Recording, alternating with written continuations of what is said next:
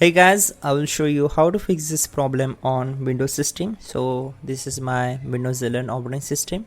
This solution is also applicable for Windows 10. So you have to just follow my screen, don't miss any steps, and we will fix this issue together. So first of all, we have to go to the control panel.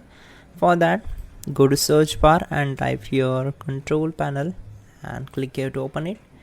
Once we are here, we need to go to the view by and select large icons, so you'll get the more options in details separately, and you have to click on sound.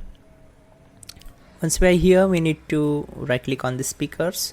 Firstly, try to disable it and again enable it, then simply right click on it and select properties.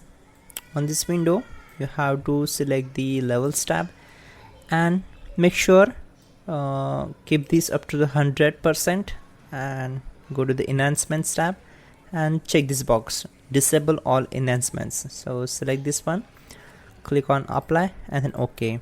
Now just restart the system and your problem will be solved.